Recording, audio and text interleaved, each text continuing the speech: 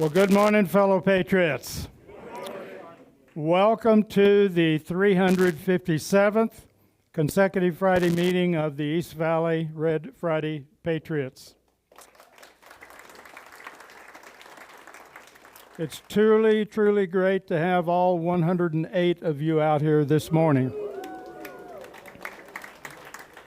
Now, let me see the hands of those of you who will be departing the valley for cooler weather over the next few months. How many of you are going to be departing in April? Let me see your hands. How about, keep those up. How about in May? Okay. Then you guys that are staying here permanently, get your ass out there and start doing some recruiting.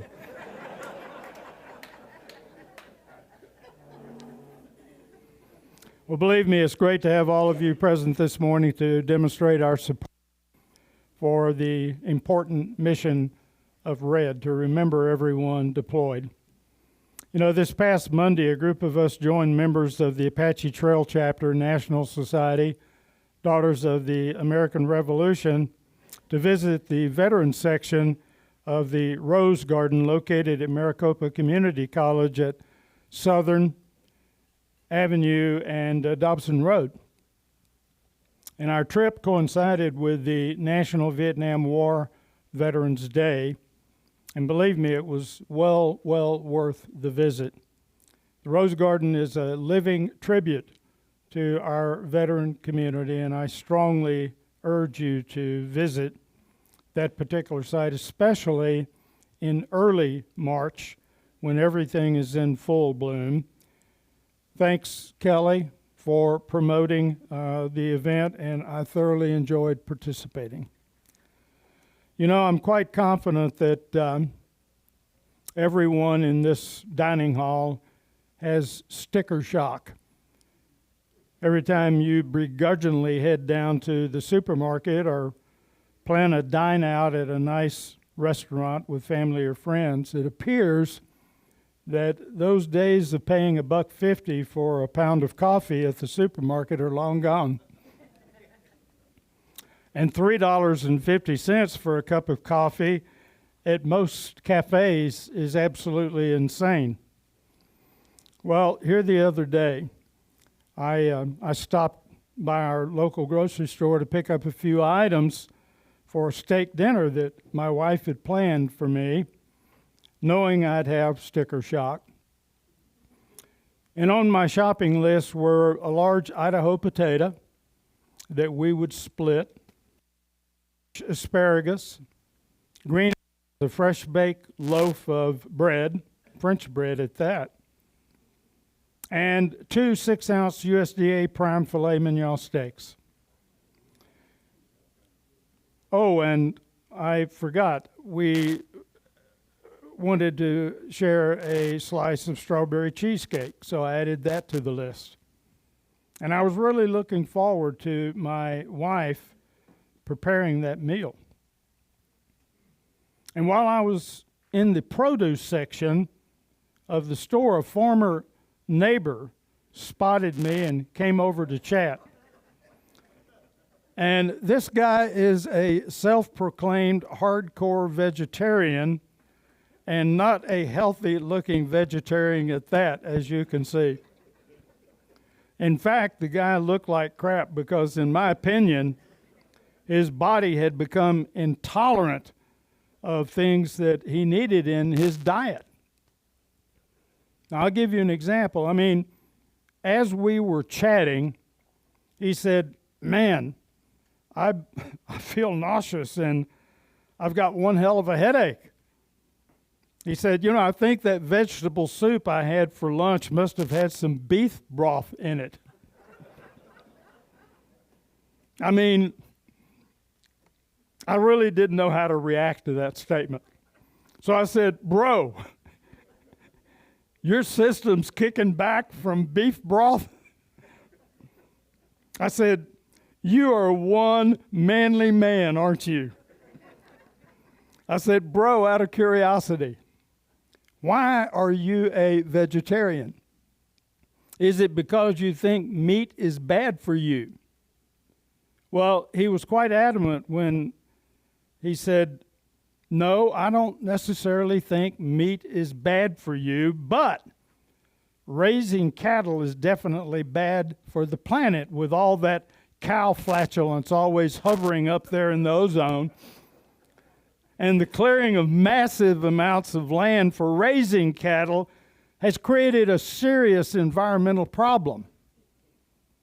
Then he said, so Dick, what are you doing to help the environment? I said, well, partner, I'm a secondhand vegetarian. Cows eat grass and I eat cows. And I did just that. My wife prepared one hell of a steak dinner that evening for me. Will you join me in the pledge? I pledge allegiance to the flag of the United States of America and to the republic for which it stands, one nation under God, indivisible, with liberty and justice for all. Thank you. Larry Maxfield. Larry, where are you at this afternoon, or this evening, this morning? I'm sorry, folks, I did church last night, and I got mornings and breakfasts and lunches all messed up. Larry, how are you this morning? How are you today? I'm doing just fine. I'm happy to be here with such a great bunch of people. Okay, and you are a U.S. Army vet from 52 to 55? A U.S. Navy from Navy? 52 to 55. That's right. A Korean. Hard for me to read, too. Well, we're glad to have you here. We hope you come back and enjoy it and stay with us again. Visit with us again, okay? Thank you for having me. You're welcome. How about Ray Kistler? Ray? How are you this morning? I'm good. All right, good to see you. And where are you visiting from? Well, we're in Mesa right now. Are you? Are you here permanently, or are you just a No, winter? no. No, you're a winter visitor? Wyoming. Okay. And you're a, I don't want to say this too loud, U.S. Marine? Yes. Okay. I just want to look, that table over here will probably jump me on the way out. So you served from 68 to 99? Yes. That's fantastic. Thank you so much for your service. Please come back and visit with us again. Mark Price. Mark. And Mark, you're here visiting from? I'm born and raised. I'm sorry? Born and raised here. Born and raised. Yeah. All right. So you're here permanently? You'll be back every Friday? We'll see you Oh, yeah, of course. from now until eternity or Of course. whatever? All right. That's fantastic. And are you a guest of someone this morning? Well, quite a few people. I know Quite a few? people, yeah. Well, that's great. Well, we're glad to have you here with us this morning. Thank you. Thank you so much.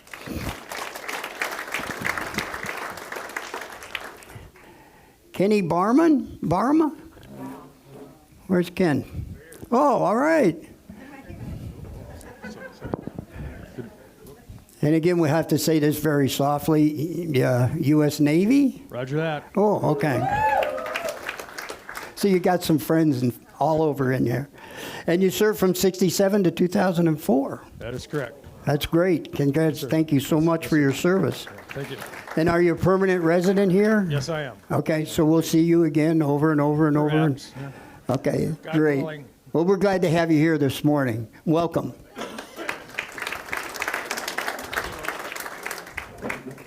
And Larry, I won't, Seika? Seisha. Thank you. Larry? U.S. Army? U.S. Army Reserves. Well, wonderful. We're glad to have you here this morning. Thank you. And, are you a permanent resident or just visiting? No, sir. We're visiting for the winter. Oh, okay. Well, you love our winters, right? We do. I mean, last week or 2 weeks ago, it was only like 109. So, those are good winters. Still love it. Good. Well, we're glad to have you here with us. And you served from 68 to 1994 also. You've been in Yes. quite a while. Well, congratulations. Thank you for your service. And we're glad you're here with us this morning. And Ken Brost. Ken, how are you this morning? I'm great. And you're with the wonderful U.S. Army, right? I was. Yeah. All right. And from 66 to 68? That's correct, yeah. That's great. And you're here visiting? I'm Or- visiting, yes. Okay. You're here enjoying this beautiful 100 and some degree Yeah, winter also? we come down here to visit the sunshine, yes. You get it. You'll get it. Well, we're glad to have you with us, Ken, and we hope you come back and join us again, okay? Okay. Thank you so much. Can I get a hoo-ah for all our guests this morning? Hoo-ah! Thank you very, very, very much. As you know, on the first Friday of April, or of every month, we generally recognize our birthday celebrants for the months. So, if anyone is having a birthday in the month of April, please stand. Half the room. Holy mackerel. May I have a hoo-ah for all these birthday celebrants? Thank you so much. I also want to recognize the folks that supplied the birthday donuts this morning. I should say supplied again. Karen and Ted Confederate. Whoops. Sorry, wrong photo. There we go. It's Ken, Ted and Karen, would you please stand? Can I get a hoo-ah for these wonderful people for bringing us good, sweet treats today? Thank you so much. This morning, I have the distinct pleasure of introducing our guest speaker, an avid volunteer who passionately serves our older adult population with educational tutorials and how to protect their assets from potential fraud and scams. A much-needed service for our seniors and our veteran community. Bill Salladay's career includes over 40 years of experience in sales, marketing, and business development and technological companies, including 16 years with IBM. Since 2013, Bill has focused on helping businesses and individuals in the fight against fraud, representing companies such as Experian, 41st Parameter, and FedEye. Bill is a guest lecturer at Penn State University and at the University of Arizona on the topic of fraud and cyber crime, and has been an active participant in nonprofit and charitable organizations throughout his career.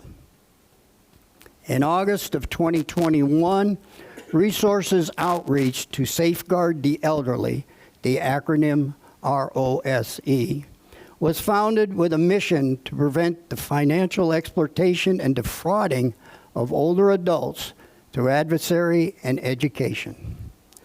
ROSE delivers an effective fraud awareness and protection program to older adults, allowing them to be aware of the numerous types of fraud and scams that are prevalent and dangerous to them. In addition, ROSE offers older adults, the resources, the tips, and the tools required to better protect themselves and their hard-earned assets. Ladies and gentlemen, please give a warm welcome for ROSE Advisory Board Member, Bill Salladay. Fantastic. Thank you, everyone, for having me. I'm honored to be among such loyal participants in supporting our veterans. I really appreciate it. Whether you served, whether you support a loved one, or you're just here, to support the mission, we certainly appreciate it. So I'm going to jump in. I've got about 30 minutes. I can talk for days on scams. So we're going to give you like the little teaser today, and we're going to kind of net it up and give you about 30 minutes worth of scam identity education awareness. But before I begin, you heard it say, I guess lectured at Penn State. As a Penn State family, I can't bring myself to wear red. So I do apologize, and you probably know why I can't wear red. So let's get started. We're going to flip over. This is going to be an eye chart for you, but we really don't need it too much. We're going to give you a handout at the end of the day here. it's going to have a lot of tips and tricks on it. This is something that we created years ago, something called the anatomy of a scam. And when we started talking, when I worked with Joyce from the very beginning, Joyce Petrowski is the founder of Rose. I worked with her from the very beginning, before the organization was started, to try to come up with a curriculum that we can go out and help educate older adults. And the reason Rose started, Joyce had a loved one who was scammed. And she said, I've got to do something. So Joyce started the organization, came to me, said, hey, what can we do? How can we build a program to help educate older adults? And away we go. And that's how the program started. What we noticed, though, when we started talking about all these scams, what we noticed is that there was a common theme or a common thread, and it all kind of points back to this, what we call anatomy of a scam. Most scams, the vast majority of them, are going to start with what's up in the upper left-hand corner called uninitiated or initiating contact, right? So I'm going to challenge you guys, right? Who in here, I'm going to bet almost every one of you within the last week has received a scam message, a text, a phone call, right? An email. Let me put it this way. Who hasn't in the last week have been clear from any of that, right? No one. And the issue is that's where scams are starting. I was talking before the meeting began, and I was talking with some friends over here, and we said, look, billions and billions of messages are sent every day around the world, billions of messages, whether they're text messages, email messages, phone calls, you name it, letters that are going out in the mail, billions of those are sent, and we have to be right 100% of the time. We have to say no, we have to ignore, we have to just delete it, right? We've got to make that decision, is this legit or not? We have to be right 100% of the time. The scammers, they just need to be right once, right? And at scale, billions of messages, they're getting it right a lot. And now with artificial intelligence, it's helping them even more. I was talking before, and I think it was Nancy, right, that said, I got this text message, and look, there's no misspellings. It was complete. It was good grammar, right? In the old days, you used to have like broken English grammar in the messages. Guess what? They're using artificial intelligence to create those messages now, right? They're using Grammarly to make sure that the grammar is accurate, right? They're using artificial intelligence to voice clone people. They can literally, I can show videos where there's someone sitting there in a darkened room, they're on the phone, they look like they're maybe in a Caribbean nation, and they're speaking perfect English. And it's translating live while they're talking. It's just amazing what artificial intelligence is enabling the bad guys to do. So, again, the uninitiated contact, the first thing is, when a scam happens, that's where it starts. So you need to be, like, spider senses need to be tingling when you get a text, an email, right? Your first thought should be, instead of saying, you know what, oh my gosh, this is gonna get me, the first thought should be, Ronald Reagan, right? Ronald Reagan had those key words. What did he say? Trust, but what? Verify, right? We said, well, you know what? We're not in the 80s anymore. We need to verify before we trust, right? We need to flip that around a little bit. We can't just trust that it's okay, act on it, and then go verify it later. It's too late. The money's gone, right? So we're telling you, you need to verify the information before you can trust it. All right, so that's a good tip for us. The other piece, the uninitiated contact, what happens next is the next upper right, is the scammers are always focused on what we call creating a compelling reason to act, right? They're working on your fears, your greed. They're working on your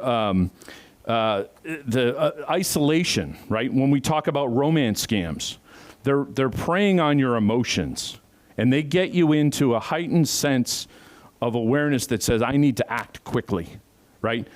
Scammers aren't just sitting in the basement somewhere. They're highly sophisticated, believe it or not. They're highly sophisticated running simple scams. And so when we think about scams, think about the grandparent scam. Who's familiar with the grandparent scam, right? The grandparent scam is what happens. They call up and they say, we've got your grandchild. Right? A lot of times, guess what? They'll call in the middle of the night. They know where you are. They know what area code they're calling. They're going to call you in the middle of the night. You're going to wake up to a phone call, middle of the night, you're not thinking clearly, and you've got some voice clone on the other side thinking it's your grandchild, right? What happens? All of a sudden, you start thinking, geez, they have my, I'm in a fog, they have my grandchild, and I need to do something quick. So they're preying on your fear at that moment that says, I've got to act, I need to send them some money. That's the grandparent scam. The other thing is money, right? Sometimes it's greed, but sometimes it's need when we talk about money, right? Hey, you won the lottery, the prince, right? The Nigerian prince scam, right? What do? Well, everybody laughs at it, but the reality is it works, right? Somebody is down on their luck. Somebody needs to pay the electric bill. Somebody wants to leave a legacy for their grandkids, right? And they're thinking, hey, if I just, man, that $1 million would be awesome. And you know what? This has to be real. And so they ask, and next thing you know, they're sending money, they're wiring money to pay the taxes on the money, right? That's how that scam works. And it's happening over and over and over again. So, and again, that it could be greed, like, hey, boy, I could really use $1 million and I can go buy a brand new car or a new house or whatever. But it could be like, hey, I need to pay the electric bill. It's the only way that I can see my way out of this situation is by doing this. The one that's going around now, we were just talking about it, Nancy, right? Got the thing about the text around the motor vehicles department. Who's gotten that text, right? Motor vehicles department. I love it when they go Arizona toll roads, you're late on your tolls, right? Okay, so maybe artificial intelligence isn't helping them that much. But, again, all it takes is one. A lot of times when you'll get them, it might be, I rent cars all the time when I travel around the country. I don't know. Did I get a toll violation from somewhere in Pennsylvania when I was there? Maybe, right? And again, at scale, at 1 billion of these emails and text messages going out, you might go, geez, I was just in Pennsylvania, and the Pennsylvania Toll Commission says I need to pay this toll, right? And it's totally pure coincidence that they sent it at that time, and you were traveling, because again, it's happening at scale, billions of records. The phishing attempts, you get the emails, hey, your Wells Fargo, right? Your Wells Fargo account, we need to verify your identity on the Wells Fargo account. My mother-in-law, God bless her, right, 91 years old, she was like, but I don't even have a Wells Fargo account, right? Why are they sending that to me? Well, it doesn't, there's no rhyme or reason. They're just sending it out. A lot of people have Wells Fargo accounts. They're hoping that you'll click on that link. All of a sudden you log in, all you're doing is giving them your ID and your password to log into your Wells Fargo account. They'll take it over, right? Again, it's going to continue on. The big thing that we see now around the fear, we're seeing things with IRS, FBI, federal government agencies, right? They call up and they say, your account's been compromised. We need to act fast.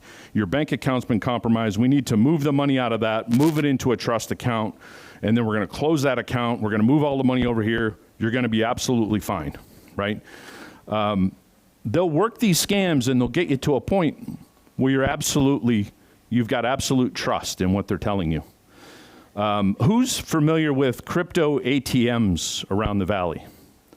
Right? Not a lot of you, but I'm going to challenge you. Next time you go into a Circle K, look back in one of the corners. You're going to see ATMs, right? Not just your bank ATM where you can pull cash out. You're going to see ATMs where you can deposit cryptocurrency or deposit in cash that will turn into cryptocurrency, right?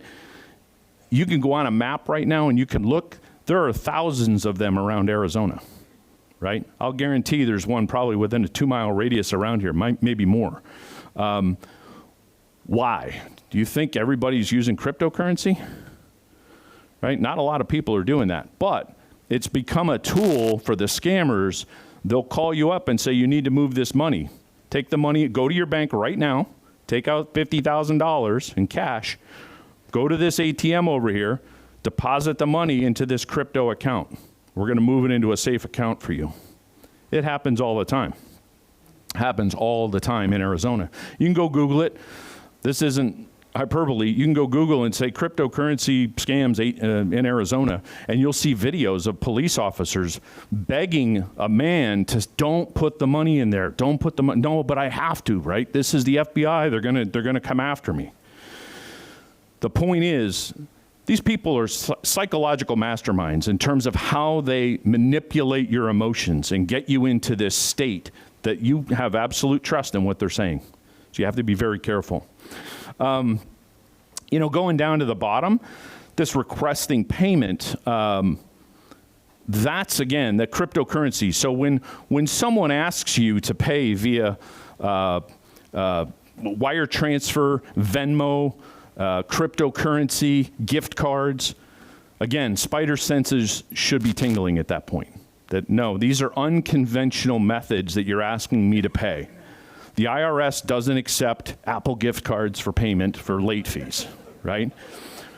And again, it's funny, but it's really not, because it happens over and over again, right? It's crazy. There was a story. So I live over in West Chandler, and I'm in the Ahwatukee Facebook group. And there was a post in the Ahwatukee Facebook group where this older woman came into Safeway and was buying $500 gift cards, I think $400 or $500 gift cards from Safeway. Thankfully, the Safeway cashier talked her off the ledge, right? When they were talking, it was like, no, I need to pay these. I got to, what's it for? Well, it's for a friend. It's really not for a friend. Like, what are you doing with this money? And it turned out that she was going to take those gift cards, buy them, and then the scammer was going to call back, and she was going to read the numbers, right? $2,000. But it was, thankfully, Safeway and those have figured that out and stopped it. There were issues, man, I can go on and on with stories.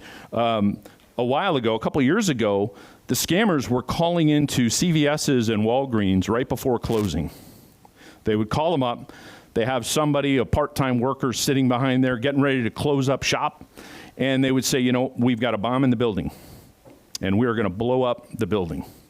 And so what you need to do right now is load up gift cards, $500 increments, go load them up, give them to me, and we won't blow up your building.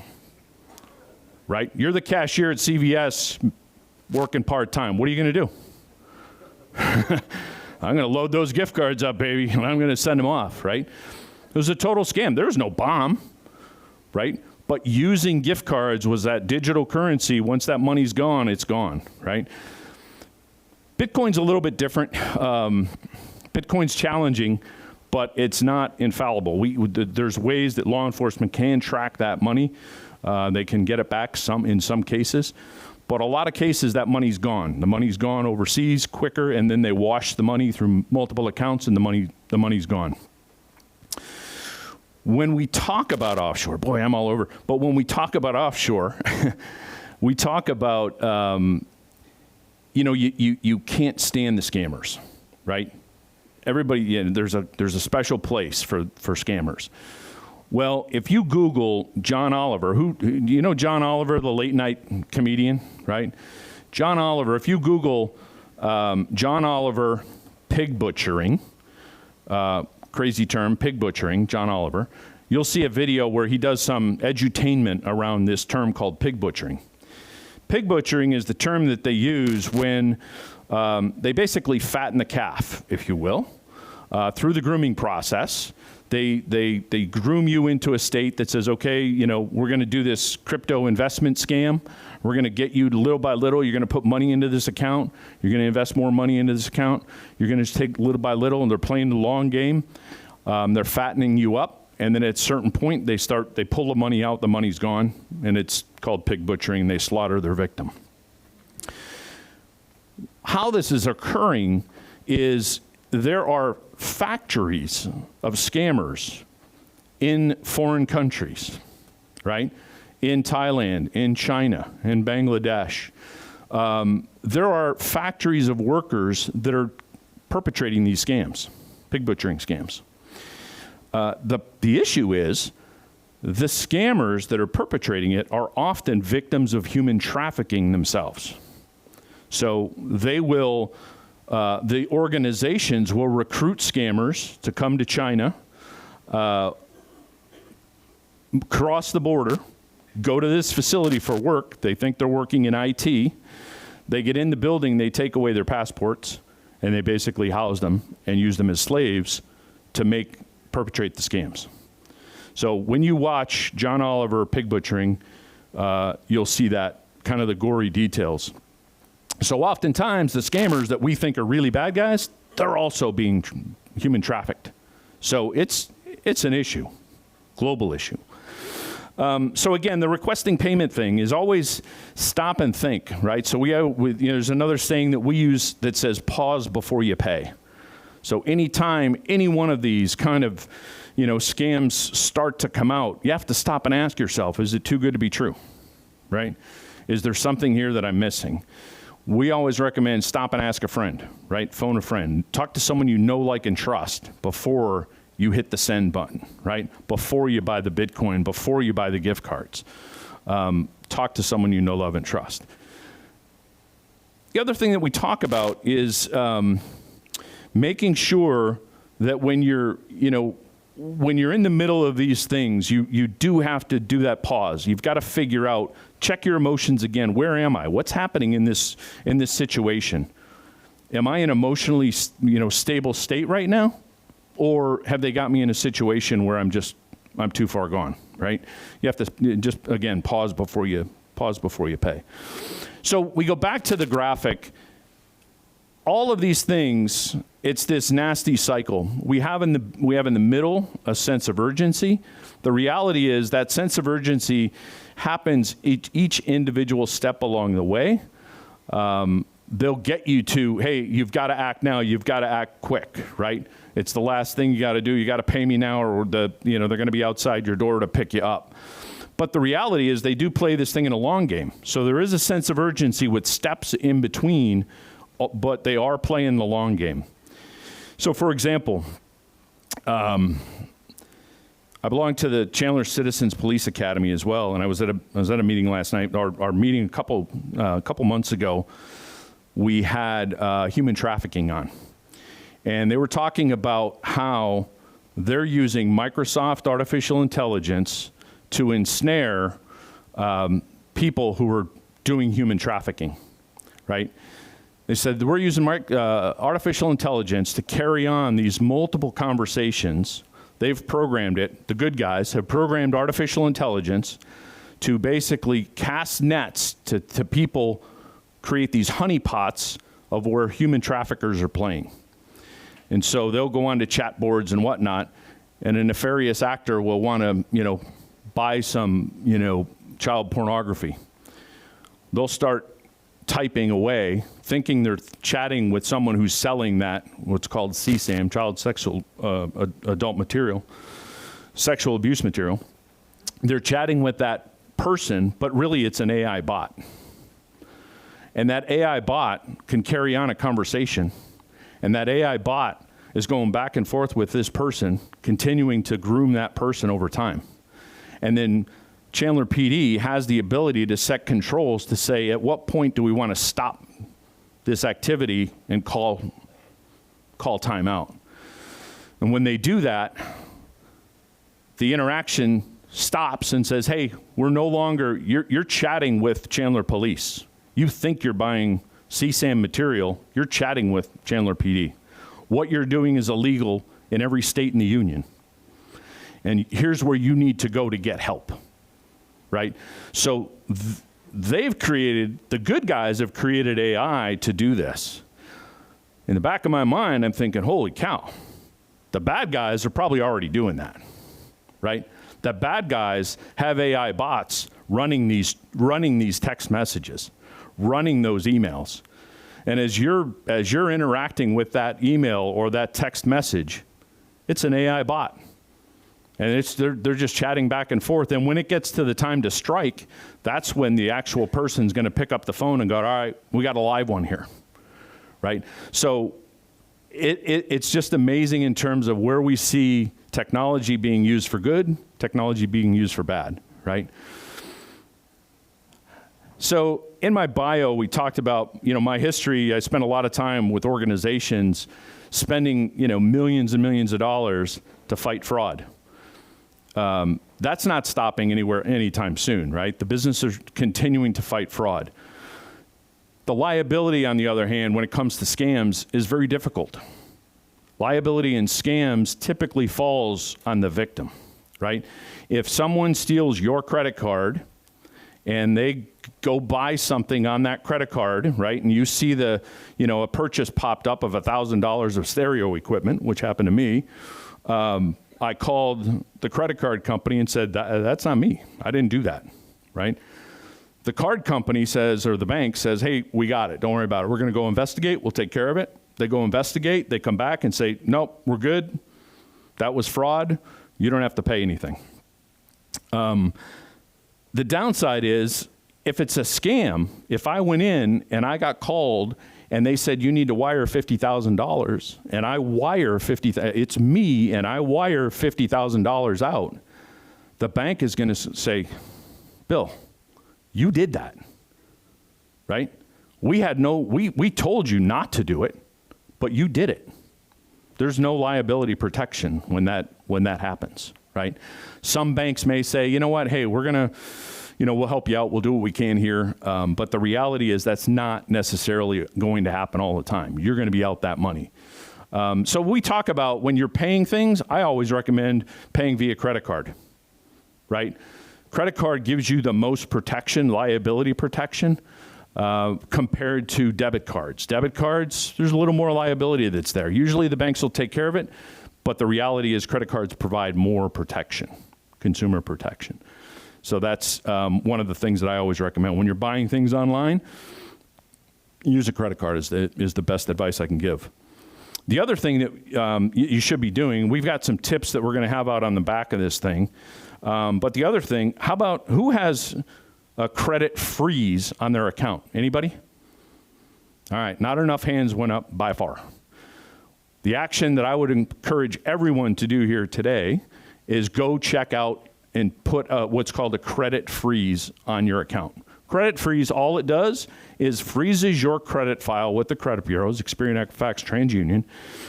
It freezes your credit file so that if someone tries to take out a loan in your name, they can't access your credit report. They can't access your information. And so the bank that's trying to extend that loan is going to try to do a credit inquiry on your account, and it's going to be frozen, right?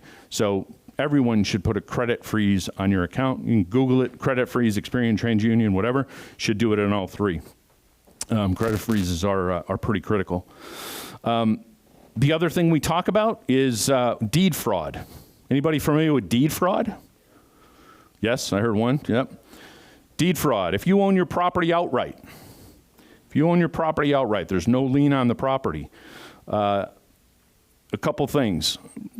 Bad actors can actually go down to the recorder's office and file false documents and sell that property from underneath you. Completely done. Boom. It's gone. You try to, next thing you know, somebody's showing up at the house and saying, I bought this property. And you're going, what are you talking about, right? There are certain things that you can do. There's legislation that's kicking around in Arizona right now to put some more alerts in place. But we always recommend going and putting each county, Maricopa, Pinal, Pima County, Yavapai, I think they all have deed alerts that you can sign up for. So we're going to recommend you go sign up for deed alerts at the county in which your property sits. And the deed alert, all that's going to do is if somebody tries to make a change to your deed, you'll get a notification. Now, it doesn't prevent the activity from happening. You're going to get an alert. The quicker you get an alert, the better you are positioned to try to fight back. The last thing you want to have happen is the transaction goes through, you don't find out until a month later and there's a moving truck in front of your house trying to move in. Somebody's trying to move in, right? So go get it, put deed alerts in place on your property. The other thing we talk about is protect your personal information. Data breaches. If you look at data breaches around the world, every year more records are breached than there are people on the planet every year, right? So I say the horse is out of the barn. Your data's out there. I can go by your name, your number, your social number, your address, your phone number. I can Google that, and I can probably get most of that in simple Google searches, right? For a couple bucks, I can go buy your social security number, some of your credit card information. So the best way to protect yourself in that, again, credit freezes and monitor your accounts, right? I've got alerts on my phone. Every time a transaction occurs on my credit card, I get a text message, right? It's as simple as that. So I can see, I can see my phone's going crazy during, the holidays and my wife's out shopping, right? So, but hey, but you're getting those alerts immediately. And so the sooner you get that alert, the quicker you can act, right, if necessary. So make sure you're monitoring your bank accounts.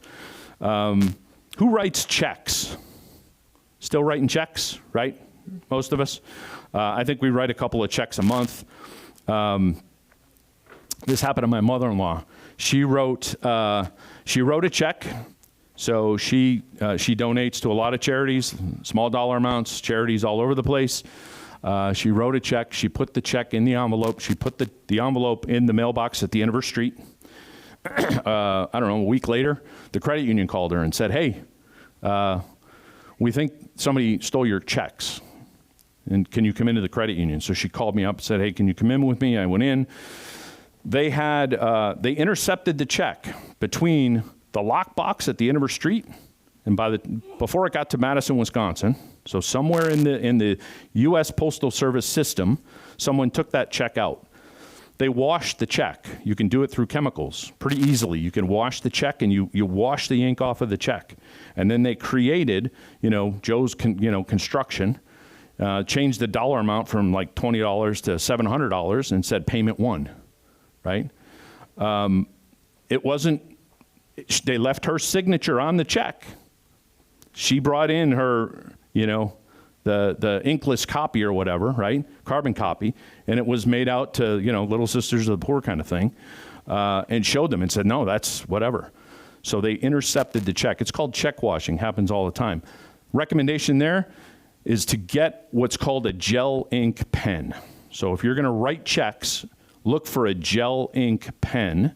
We usually give them out some of our sessions, but write your checks with a gel ink pen. They can't wash the ink off with a gel ink pen. So just get a gel ink pen, put it with your checkbook, and do it that way. Get them anywhere, Walgreens, CVS, wherever. It's just gel ink, so when you're looking in the section, in the pen section, don't get a ballpoint ink pen, get a gel ink pen, all right? And the last thing that we're gonna say is just, have a good tech support person, someone that you can call on, someone, even if it's just a friend. It doesn't need to be a computer wizard, just somebody that you can call on that maybe knows technology, maybe a little bit more than you do. And if you do that, I think, and you stop and you think before you act on some of these things, talk to a computer person if you're getting messages.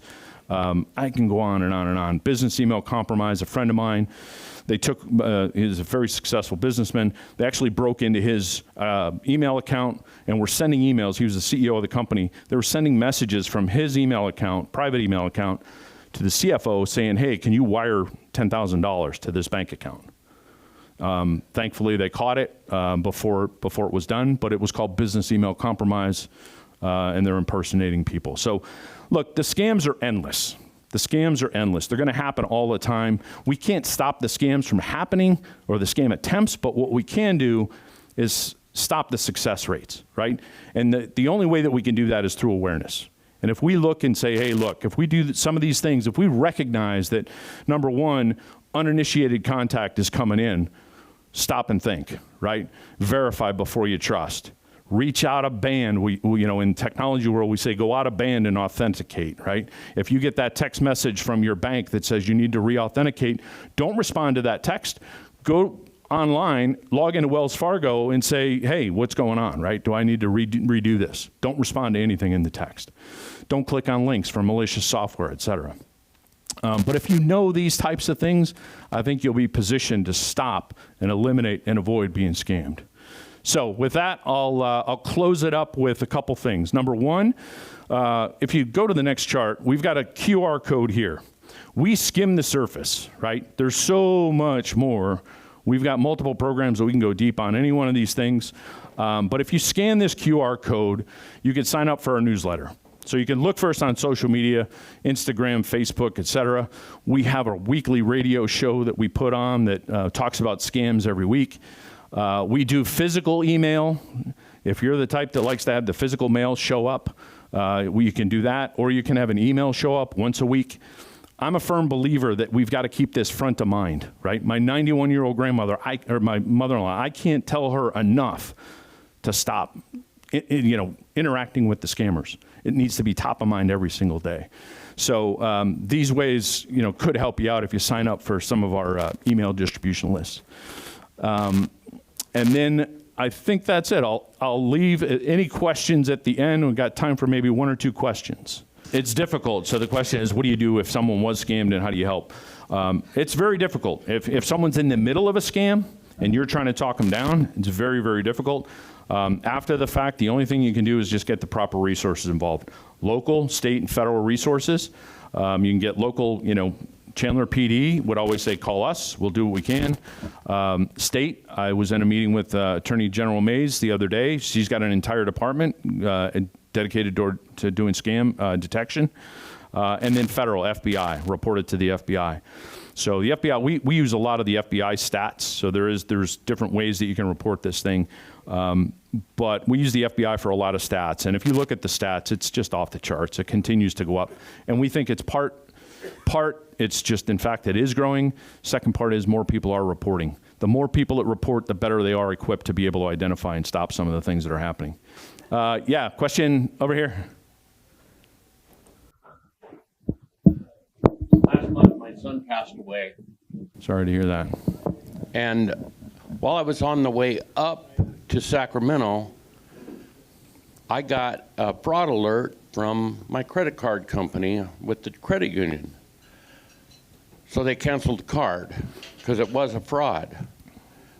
Well, I got over to Bakersfield the next day, and I get another credit card fraud alert from MasterCard. Same charge. It's also the same charge that MasterCard has received 4 other times and had to give me a new card every time. How do you stop that? That's a good, I think number one is make sure you have your credit freeze in place so people can't open up new cards in your name.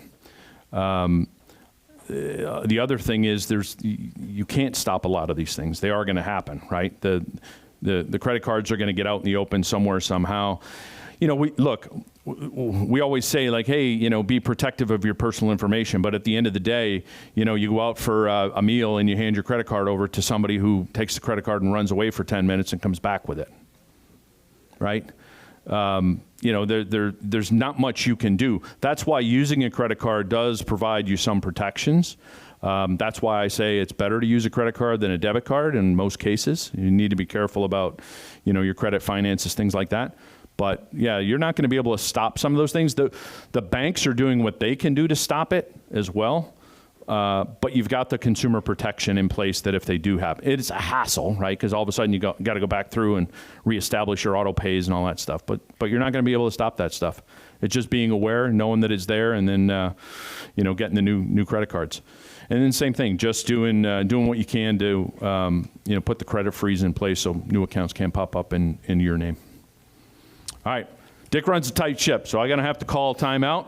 But we would highly recommend you join us on the email, physical mail distribution list, social media channels to stay up to date. Scams are always evolving. So again, thanks for your time. Thank you. Hang on one second. Barry?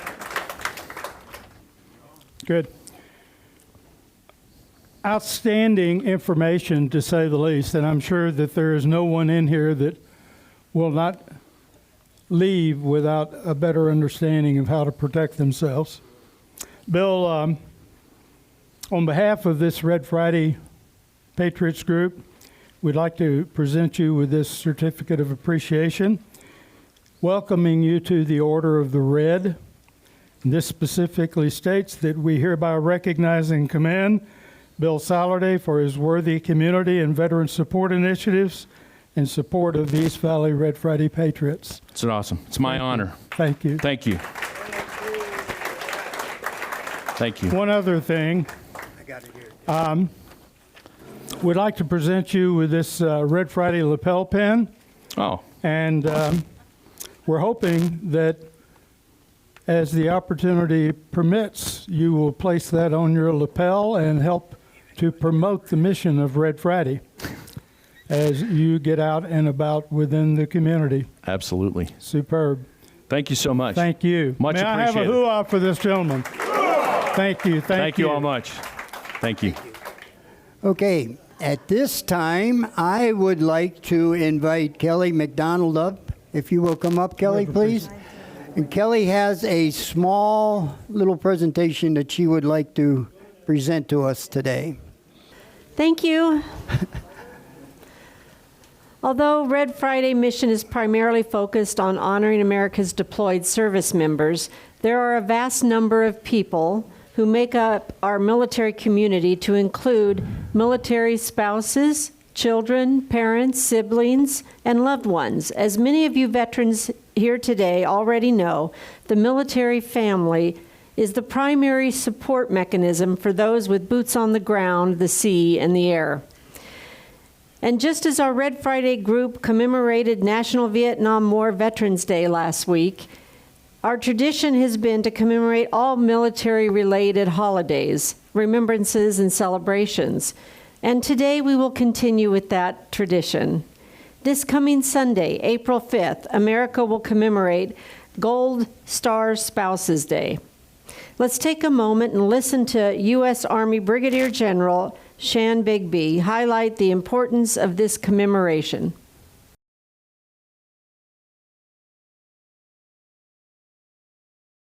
As we might only imagine, the loss of a spouse in the line of duty brings forth incomprehensible grief and life-altering challenges for the Gold Star spouse or significant other.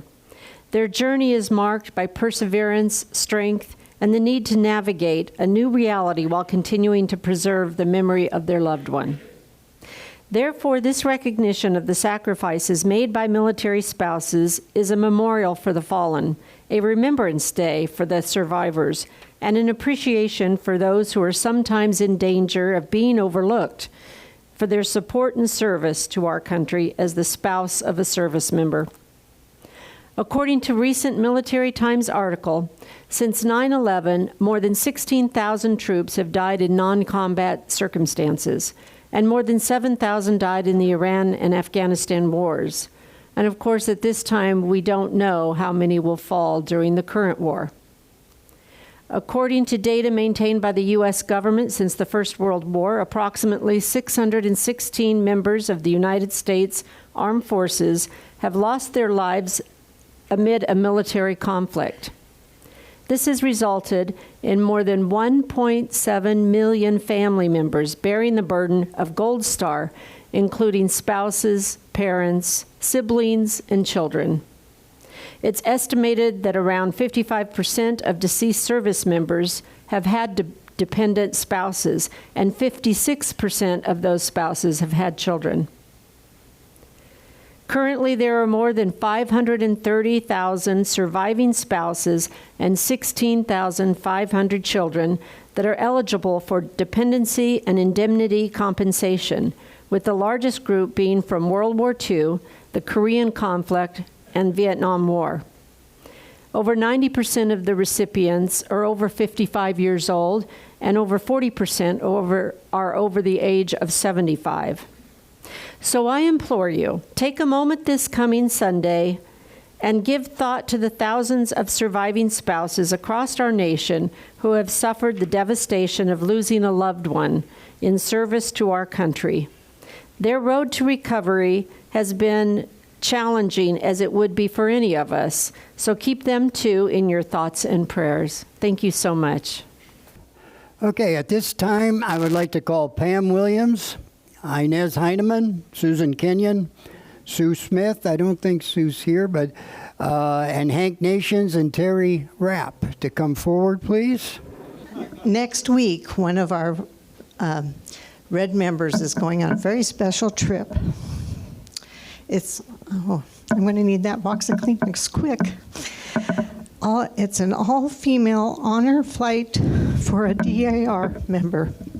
A collaboration of Honor Flight Arizona State DAR Regent Sarah Zicker has taken on this project as a sponsor a 3-day trip to Washington, D.C. to recognize and honor the service of Arizona women's female veterans who are DAR members.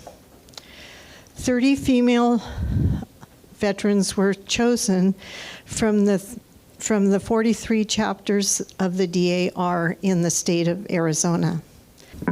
And so Nancy, we would like you to come forward. So when we heard this was happening, we decided that you needed something special to go along with your trip. So this is a card. I'm sorry that Sue Smith isn't here, but she made the most amazing card for us so that we could, yeah, you can pull it out.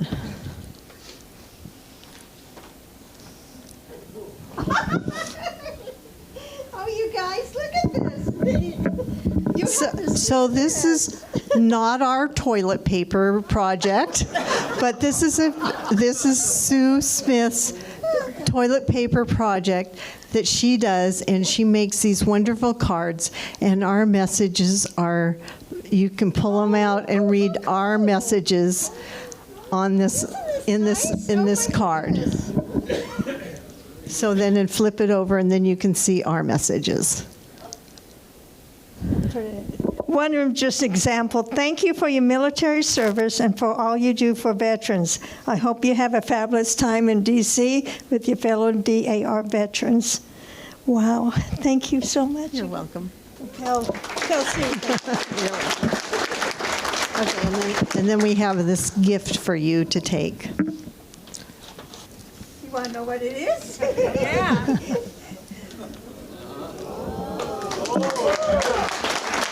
Okay, please be advised that we have scheduled guest speakers to join us every Friday in April and May. So please plan to be in attendance and support our speakers and demonstrate our appreciation for their support of our program. Nancy's. On Friday, March 6th, our Red Friday group was visited by a reporter from the Arizona Courier-Times, which is this local newspaper, Travis McAfee.